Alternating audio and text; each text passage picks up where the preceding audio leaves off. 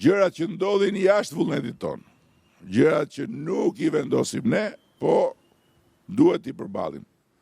Që nga pandemia e tërmeti, tek lufta në Ukrainë dhe tani tek lufta në lindjen e mesme, që vjen këtu tek çmimi i naftës, i cili befasisht kërcen jashtë çdo lloj parashikimi dhe që shpresojmë që ai armpushimi 15 ditor të çojë në një zgjidhje përfundimtare, përpara se sa ai çmimi i naftës, simptoma e parë, të shfaqet pastaj edhe tek çmimet e ushqimeve.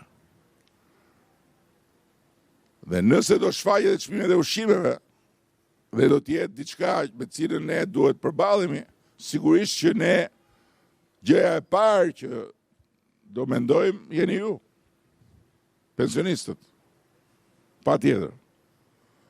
Të tjerët vinë mbrapa. Ju jeni të parët dhe bashkë me ju edhe familjet sigurisht në nevojë që janë në mbështetjen në mbrojtjen ekonomike të qeverisë,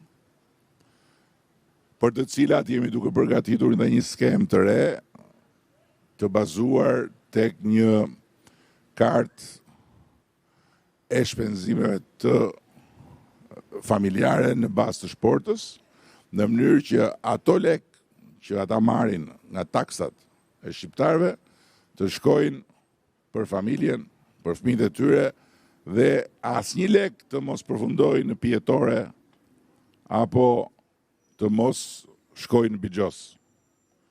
Dhe kjo është e rëndësishme.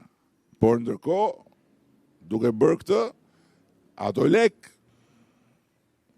të cilat përmes kartës do të mund të shpenzohen me artikujt bazë në çdo lloj dyqani, në çdo lloj pike ku blihen ushqime, të jenë të gjitha me TVSH, në mënyrë që ajo TVSH-ja që sot në shumë raste merret mënjan nga shitësi